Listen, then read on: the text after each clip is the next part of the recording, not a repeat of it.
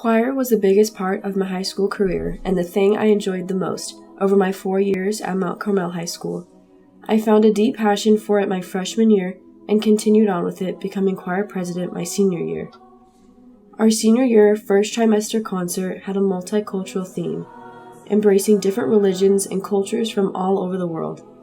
My top classical choir specifically had worked for months on 3 challenging pieces that we traveled and competed with: Zikr, an Islamic chant; Witness, a Christian piece; and Balilaka, a Bollywood song.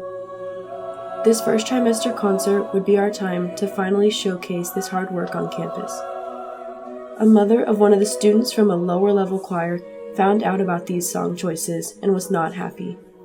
Not only did she complain to our choral director, but she brought the attention to our principal and to the news media days before our concert date.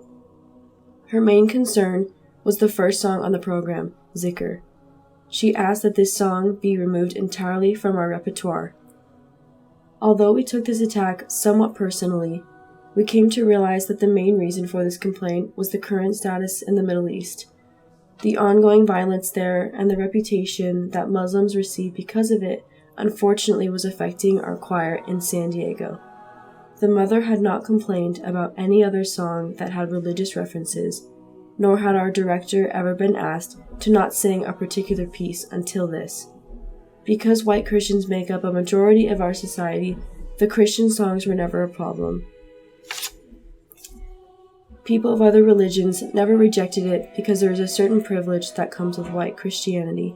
But this white Christian mom demonstrated her concerns with the song Zikr loud and clear. Our biggest frustration was attempting to see the situation from her perspective. Did she think we were trying to convert the audience? Why is one Islamic song a big deal if the theme of the concert is diversity? For several days, us students, parents, and faculty had meetings with admin to fight for our song back. We soon heard our principal decided that if Zikr would be cut, that all religious pieces would be cut as well. This decision quickly turned our 2-hour show into a 30-minute concert. This did not sit well with anyone, causing us to fight back even harder. A petition was started by one of my close friends and received almost 400 signatures to let us sing the full program.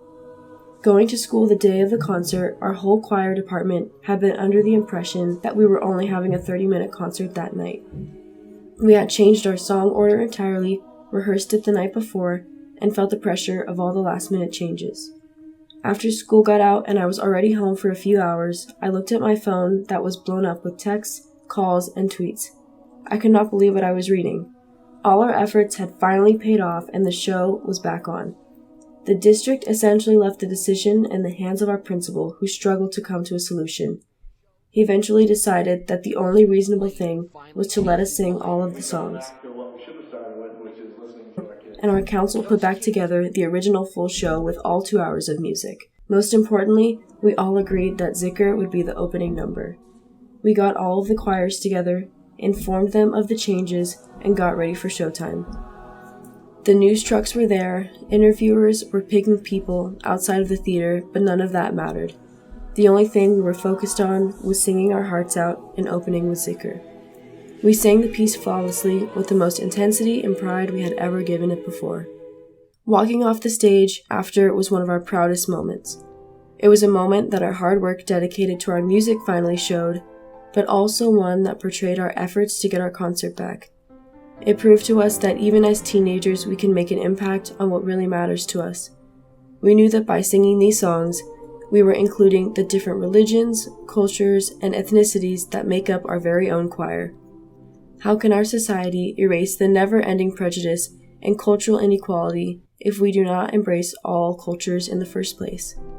This night showed not only our choral talents, but represented a movement of cultural equality and an example of how young teens in society, despite our age, can still let our voices be heard.